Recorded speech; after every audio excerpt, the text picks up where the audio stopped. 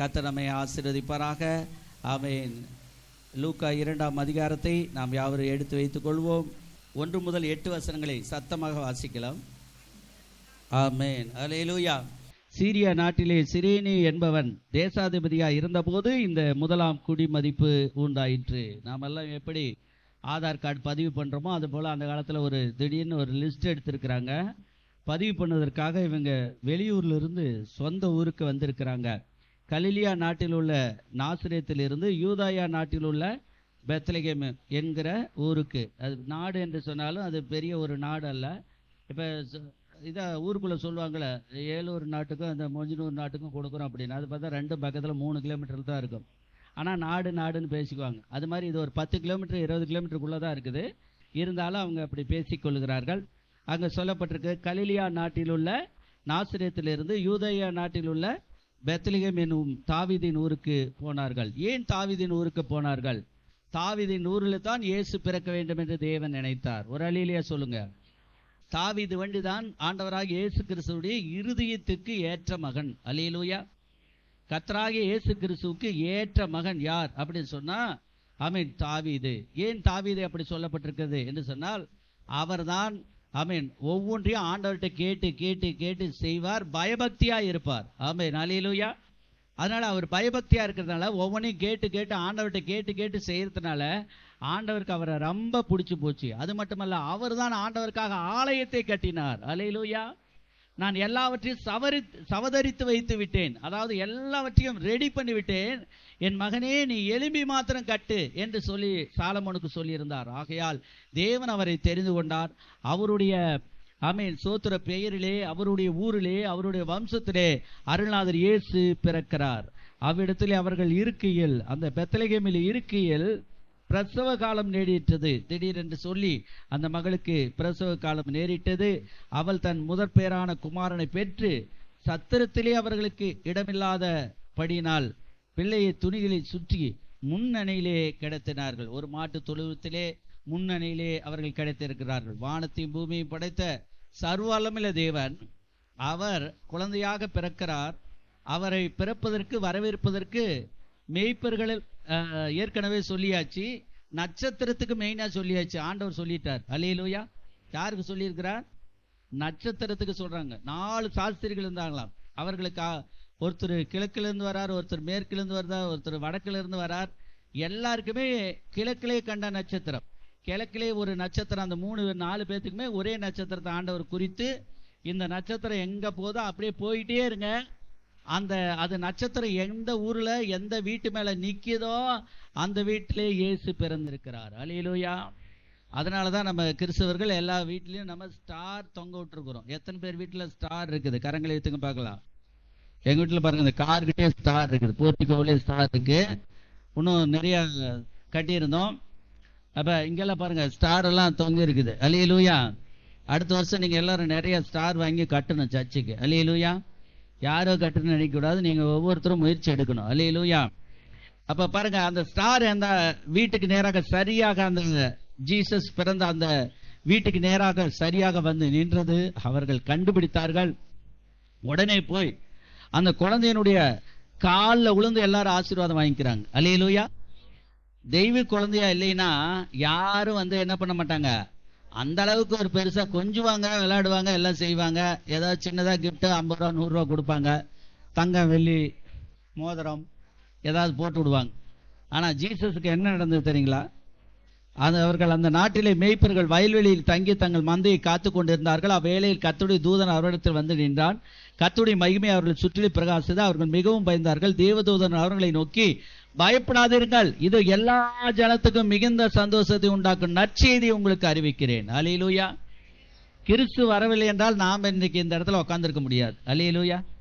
கிறிஸ்து நமக்காக இந்த பூமிக்கு மனது இறங்கி வானத்தை விட்டு வந்திருக்கிறாராம். பிதா கிட்ட இருக்கக்கூடிய, அதாவது அங்க ஜாலியா இருக்கிற இடம், அங்க எந்த குறையும் இல்லை, அங்க தூசணங்கள் இல்லை, அங்கே என்னது கசையடி இல்லை, இந்த பாடுகள் எதுவுமே கிடையாது, பூமிக்குரிய எந்த ஒரு கஷ்டமும் அங்க கிடையாது. அது எல்லாவற்றையும் வெறுத்து தியாகம் பண்ணி நமக்காக அருள்நாதர் இயேசு பூமிக்கு இறங்கி வந்தார். அல்லேலூயா. நீங்க எல்லாரும் அவரை நம்பணும். எத்தனை பேர் நம்புறீங்க? கரங்களை எடுத்துங்க பார்க்கலாம். நாங்களாம் அவரை நம்புறோம். நீங்களாம் நம்புறீங்களா? ஆமான்னு சொல்லுங்க. நீங்களாம் நம்புறீங்களா? ஆமேன். அந்த ஆண்டவர் எவ்வளவு ஒரு நல்லவர் பாருங்க. அந்த நட்சத்திரம் சரியாக வந்தது. மேய்ப்பர்கள் போய் அங்கே சொன்னபடியாகவே போய் பார்க்கிறார்கள். அவர் சொல்லும்போது சொல்றாங்க, எல்லா ஜனத்துக்கும் மிகுந்த சந்தோஷத்தை உண்டாக்கும் நற்செய்தி. இன்னைக்கு கிறிஸ்துமஸ் பாருங்க, ஒரு நாட்டுல மட்டும் இல்லைங்க, உலகம் முழுசும் கிறிஸ்டியன், உலகம் முழுசும் இன்னைக்கு கொண்டாடுகிறார்கள். அல்லேலூயா. நம்ம வைப்புமலை வட்டாரத்தில் மட்டுமல்ல, எல்லா இடத்திலும், முழு உலகத்திலும் எங்கெல்லாம் உயிரினங்கள் இருக்கிறதோ, எங்கெல்லாம் மக்கள் இருக்கிறார்களோ, கருப்போ சிவப்போ வெள்ளையோ நெட்டையோ, ஜப்பான்காரங்க கட்டையா இருப்பாங்களாம், அப்புறம் வெளிநாட்டுக்காரங்க அமெரிக்காக்காரங்களாம் வளர்த்தியா இருப்பானாம். பாருங்க, ஒரு ஆள் இங்கே வந்தான், வெளிநாட்டிலிருந்து வந்து இங்கே உட்காந்தா சேர் உடஞ்சி போச்சு, அவ்வளோ குண்டு உயரம், செம்ம உயரம், கையை நீட்டாதீங்க ஃபேனை தொட்டுரும் அப்படிங்கிறாங்க. அவ்வளோ உயரமானவர் இங்கே வந்தார். இப்படி வெளிநாட்டுக்காரங்க எல்லாம் அவங்க அவ்வளோ ஒரு உயரமாகிற எல்லா நாடுகளுக்கும், அல்லேலூயா, எல்லா ஊர்களுக்கும் எல்லா இடங்களுக்கும் நம்முடைய ஆண்டவர் பொதுவானவராக இருக்கிறார். அல்லேலூயா. அதுக்கு தான் சொல்லப்பட்டிருக்கு, எல்லா ஜனத்துக்கும் மிகுந்த சந்தோஷத்தை உண்டாக்கும் நற்செய்தி. அல்லேலூயா. இன்னைக்கு நிறைய ஆண்டவர் அறியாத பிள்ளைங்க நிறைய பேர் நினைக்கிறாங்க, அது கிறிஸ்டின்ரா, அது ஒரு மதத்துக்கு சொந்தனா, ஒரே ஒரு குரூப்புக்கு சொந்தனான்னு. குரூப்பும் இல்லை, மதமும் இல்லை, இது ஒரு நம்பிக்கை. அல்லேலூயா. பிள்ளையை துணிகளை சுற்றி முன்னிலை கிடைத்திருக்க காண்பீர்கள், இதுவே உங்களுக்கு அடையாளம் என்றார். அந்த சனமே பரமசேனியின் திரள் அந்த தூதனுடனே தோன்றி. அந்த கிறிஸ்மஸை யார் முதலாவது கொண்டாடி இருக்கிறாங்கன்னா, தேவ தூதர்கள் கொண்டாடி இருக்கிறாங்க. அல்லேலூயா. நாமெல்லாம் எப்படி சந்தோஷப்படுறோம், புது சட்டையெல்லாம் போட்டுக்கிறோம், நல்லா உற்சாகமாக வந்திருக்கிறோம். ஆமென். அல்லேலூயா. அதே போல் அந்த தேவ தூதர்கள் என்ன பண்ணாங்க, உன்னதத்தில் இருக்கிற தேவ தூதர்கள், மாட்டு தொழுவம் தான், முன்னணி தான், வாசப்படியில் தான் பறந்துருக்கிறாங்க. ஆண்டவர் எங்கிருந்தாலும் ஆமென் ஒரு மகிமை தான். ஒரு அலையிலே சொல்லுங்க. அவர் ஆலயத்தில் இருந்தாலும் சரி, கடல் அருகே உட்கார்ந்திருந்தாலும் சரி, வழி அருகே உட்கார்ந்திருந்தாலும் சரி, அத்திமரத்தின் கீழ் உட்கார்ந்திருந்தாலும் சரி, கெத்செமனே தோட்டத்தில் அவர் இருந்தாலும் சரி, அவர் எங்க இருந்தாலும் மகிமை. அல்லேலூயா. அப்ப பாருங்க, அந்த தேவ தூதர்கள் சொன்ன பிரகாரமாக ஆண்டவர் ஆசீர்வதித்தார். தேவ தூதர்கள் சொல்கிறார்கள், உன்னதத்தில் இருக்கிற தேவனுக்கு மகிமை. ஆமென். அல்லேலூயா. நம்மளெல்லாம் படைச்சது அவருக்கு மகிமை. அல்லேலூயா. யாருக்கு மகிமை? அவர் ஜீசஸுக்காகவே நம்மளை படைச்சிருக்கிறார், பிதாவுக்காகவே நம்மளை படைச்சிருக்கிறார், குமாரனுக்காக படைச்சிருக்கிறார், பரிசுத்த ஆவியானவருக்காகவே நம்மளை தேவன் படைத்திருக்கிறார். உன்னதத்திலே தேவனுக்கு மகிமையும், பூமியில என்ன வேணுமா? அன்னைக்கு சொன்னார் சமாதானம் வேணும்னு. இன்னைக்கு வரைக்கும் சமாதானம் தேவைப்படுது. சமாதானம் தேவைப்படுதா இல்லைங்களா? ஒவ்வொரு குடும்பத்திலும் சின்ன சின்ன சண்டை, சின்ன சின்ன வாக்குவாதம், போட்டிகள், பொறாமைகள், வன்கண்கள், இதெல்லாம் கொஞ்சம் சமாதானம் தேவைப்படுது. அப்ப ஆண்டவர் சொல்றார், பூமியிலே சமாதானமும், மனுஷர் மேல என்ன செய்யணும்? பிரியம் உண்டாகணும். மனுஷரை முதலாவது தேவனே வெறுத்தாராம். பிதாவாகி தேவனே வெறுத்துட்டார். ஏன்னா ஒருவராகிலும் இன்றில்லை. சங்கீதம் சொல்லுது, உணர்வு உள்ளவன் உண்டோ என்று தேவ தூதன் எட்டி பார்த்தாராம். ஆண்டவர் எட்டி பார்த்தாராம், மேலிருந்து பரலோகத்திலிருந்து பூமியை. ஒருத்தர் இல்லை, அவரவன் தன் தன் வழியை பார்த்துக்கிட்டு என்ன செய்யறான், போயிட்டு வந்துட்டு இருக்கிறான். அப்புறம் தான் ஆண்டவர் தீர்மானம் எடுத்து அவரே இறங்கி வந்துட்டார். அல்லேலூயா. குமாரனையே அனுப்பி கொடுத்துட்டார். ஆகையால் உணர்வற்று எல்லா ஜனங்களும் காணப்பட்டார்கள். ஆகையால் அவர்களை ஆண்டவர் அழிக்க சித்தம் கொண்டார், அவர்களை நரகத்துக்கு தள்ள சித்தம் கொண்டார். ஆனால் அதை தடுத்து நிறுத்துவதற்காக ஒரு பிரியத்தை, மனுஷர் மேல ஒரு பிரியம், மனுஷர் மேல ஒரு மகிழ்ச்சி, மனுஷருக்கு ஒரு தயவு பண்ணுவதற்காக அருள்நாதர் இயேசு பூமியில பிறந்தார். அல்லேலூயா. மனுஷர் மேல என்ன பண்றாங்க? ஒரு தயவு. சரி, நீங்க மன்னிக்கிறேன், உன்னை மறக்கிறேன், உன்னை ரத்தத்தினால கழுவுறேன், என்னுடைய பிள்ளையா உன்னை மாத்துறேன். ஆமென். சோத்திரம். ஆதாம் இழந்து போன அந்த ஆசீர்வாதத்தை நீ மீண்டும் பெற்றுக்கொள் என்று சொல்லி நம்முடைய தேவாதி தேவன் ஆமென் நம்ம மேல பிரியம் வைக்கிறார். அல்லேலூயா. ஆமென். பாசமின் மேல் நீர் வைத்ததினால் பிரிக்க முடியாத வரும் என்னை, பாசமின் மேல் நீர் வைத்ததினால் பிரிக்க முடியாத வரும் என்னை மறவா ஏசுநாதா, என்னை நடத்து ஏசுநாதா, தயவால் என்னை நடத்து, வல்ல தீவ வாக்கு தத்தங்கள் வரைந்தெனக்காய் இருந்ததாலே சோத்திர.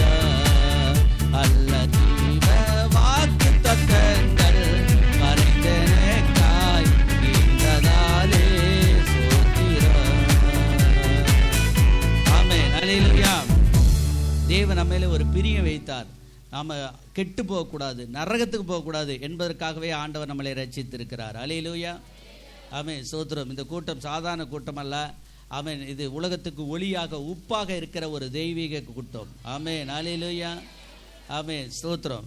பாருங்கள், அதனால தான் எந்த 99% ஆமென் 1% சில அவிசுவாசிகள் தவறு செய்வார்கள், பின்வாங்கி போவார்கள், சில பல கேஸ் எல்லாம் கூட இருக்குது. ஆனால் 99.3% உண்மையாக ஆண்டவரை கும்பிடுறீங்க தப்பு செய்ய மாட்டாங்க. ஒரு அழியிலே சொல்லுங்கள், அவங்க மேலே குற்றம் என்ன செய்யாது, இருக்காது. அப்படியே குற்றம் சுமத்தினாலும், எத்தனை கேஸ் வந்தாலும், எத்தனை பிரச்சனை வந்தாலும் நம்முடைய பிள்ளைங்க ஜெயிப்பாங்க. அல்லேலூயா. வெற்றி மேல் வெற்றி பெறுவார்கள். அல்லேலூயா.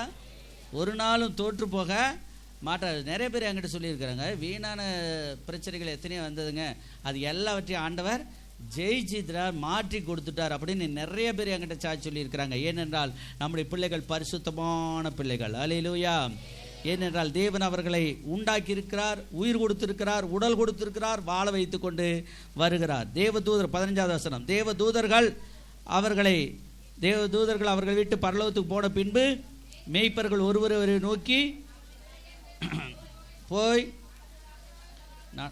நடந்ததாக கர்த்தரால் நமக்கு அறிவிக்கப்பட்ட இந்த காரியத்தை பார்ப்போம் வாருங்கள் என்று சொல்லி தீவிரமாய் மரியாளையும் யோசேப்பையும் முன்னிலையில் கிடைத்திருக்க பிள்ளையும் கண்டார்கள். கண்டு அந்த பிள்ளை குறித்து தங்களுக்கு சொல்லப்பட்ட சங்கதிகளை பிரசித்தம் பண்ணினார்கள். அல்லேலூயா.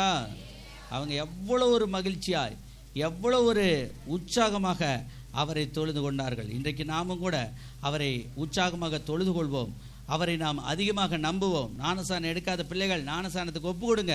பரிசுத்தாவி பெறாத பிள்ளைகள் பரிசுத்தாவி பெறுங்கள். ஆமென், ஸ்தோத்திரம். இதுவரை நீங்கள் ஆண்டவரை நம்பலாமா வேண்டானுமான்னு 2 மனசோடு இருப்பீங்களானால், இன்று முதல் 2 மனதல்ல, ஒரே மனது. ஒரு அலையிலேயே சொல்லுங்க, எத்தனை மனசு? ஒரே மனசு. ஆற்றுல ஒரு கால், சேத்துல ஒரு கால் என்ன செய்யக்கூடாது, இருக்கக்கூடாது. ஏசப்பா மிக மிக மிக மிக நல்லவர். அவர் நமக்காக நிறைய ஆசீர்வாதங்களை தந்திருக்கிறார். கிறிஸ்மஸை ஒட்டி இந்த நாளிலே ஒரு வசனத்தை நம்ம வாசிக்கலாம். உபாகமத்திலிருந்து ஒரு வசனத்தை வாசிக்கலாம். உபாகமம் 15ஆம் அதிகாரம் 8வது வசனத்தை வாசிக்கலாம். ஆமென். 15:8.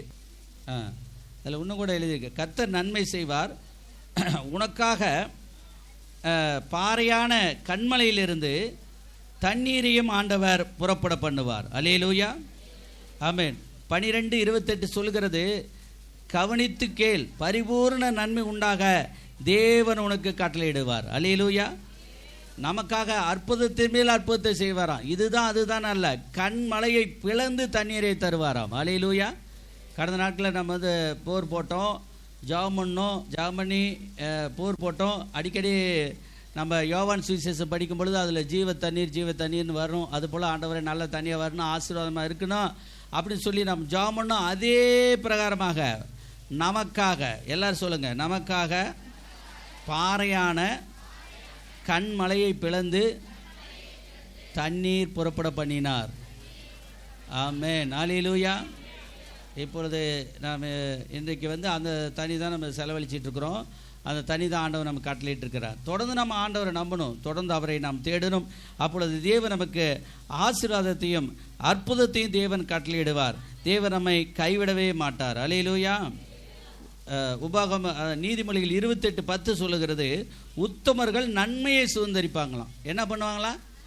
நீங்கள் ஆண்டவரை நம்பிட்டீங்களா, வெற்றி மேல் வெற்றி, நன்மை மேல் நன்மை உங்களை சேரும். அல்லேலூயா.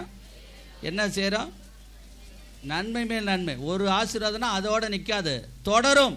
ஒரு அழியிலே சொல்லுங்க, ஆசீர்வாதம் தொடரும். பக்கத்தில் இருக்கிற பார்த்து சொல்லுங்க, ஆசீர்வாதம் தொடரும். கிறிஸ்மஸுக்கு வந்திருக்கிறீங்க, உங்களை ஆண்டவர் ஆசீர்வதிப்பார். இன்று முதல் ஆசீர்வாதம் தொடரும். இன்று முதல் ஆசீர்வாதம் தொடரும். நீங்கள் என்ன வேண்டுனீங்களோ அதை ஆண்டவர் இன்றைக்கு தரப்போகிறார். ஆமென். அல்லேலூயா. ஆண்டவர் சொல்கிறாரு எரேமியாவில் 24:6, அவர்களை கட்டுவேன், இடிக்க மாட்டேன். அல்லேலூயா. ஆண்டவர் இந்த இடத்துல ஒரு சில காரியங்கள் நமக்கு குறைவாக இருந்தாலும் அவர் சொல்கிறார் நோம்பி நேரத்தில், ஆமென், ஸ்தோத்திரம், உங்களை நான் மறப்பேன், மன்னிப்பேன், உங்களுக்கு என்னுடைய உபதேசத்தை காட்டுவேன், நீங்கள் ஆசீர்வாதமாக இருப்பீர்கள். அல்லேலூயா. இன்று முதல் ஒப்பு கொடுங்க, நல்ல ஆண்டவரை ஒப்பு கொடுங்க, நல்லா தேடுங்க. ஆண்டவர் உங்களை ஆசீர்வதிப்பார். அல்லேலூயா, ஆமென். எல்லாரும் கண்களை மூடி ஒரு நிமிடம் ஜெபம் பண்ணுவோம். தூய பிதாவே, இப்பொழுது ராஜாவே கர்த்தாவே, இந்த விழாவுக்கு வந்திருக்கிற ஒவ்வொருவரையும் ஆசீர்வதியும். இந்த காலை நேரத்தில் விழாவை எங்களுக்கு ஏற்பாடு பண்ணினதுக்காக நன்றி. தொடர்ந்து எங்களை வழிநடத்தும். கிருபை இருக்கட்டும், கிருபைக்குள்ள மூடி மறைத்துக்கொள்ளும். ஆசீர்வாதம் தங்கி இருக்கட்டும். நன்றி இயேசு நாமத்தில் பிதாவே, ஆமென். அல்லேலூயா. இப்பொழுது நம்ம சிறுவர் நிகழ்ச்சிகள் உண்டு. கர்த்தர் உங்களை ஆசீர்வதிப்பாராக. ஆமென். എന്റെ തലയെ മനുഷ്യ മധ്യ ഉയർത്തിടും യഹൂദാ ഗോത്രത്തിൻ സിംഹമേ. എന്റെ തലയെ മനുഷ്യ മധ്യ ഉയർത്തിടും യഹൂദാ ഗോത്രത്തിൻ സിംഹമേ. ആരാധ്യൻ ആരാധ്യൻ സർവസ്വർഗഭൂമികൾക്കും ആരാധ്യൻ. ആരാധ്യൻ ആരാധ്യൻ സർവസ്വർഗഭൂമികൾക്കും ആരാധ്യൻ. വാഴ്ത്തുക വാഴ്ത്തുക യേശുവിന്റെ നാമം വാഴ്ത്തുക. ഉയർത്തുക ഉയർത്തുക യേശുവിന്റെ നാമം ഉയർത്തുക. വാഴ്ത്തുക വാഴ്ത്തുക യേശുവിന്റെ നാമം വാഴ്ത്തുക. ഉയർത്തുക ഉയർത്തുക യേശുവിന്റെ നാമം ഉയർത്തുക.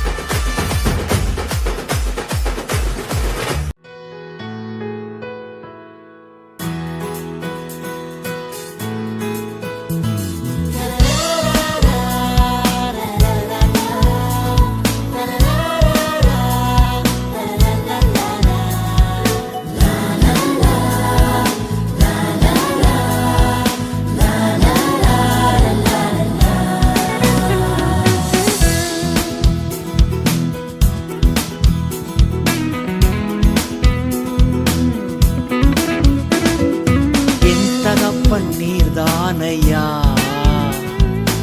எல்லாமே பார்த்து கொள்வி. என் தகப்பன் நீர்தானையா எல்லாமே பார்த்து கொள்வி. எப்போதும் எவ்வேளையும் உம் கிருபை என்னை தொடரும். எப்போதும் எவ்வேளையும் உம் கிருபை என்னை தொடரும்.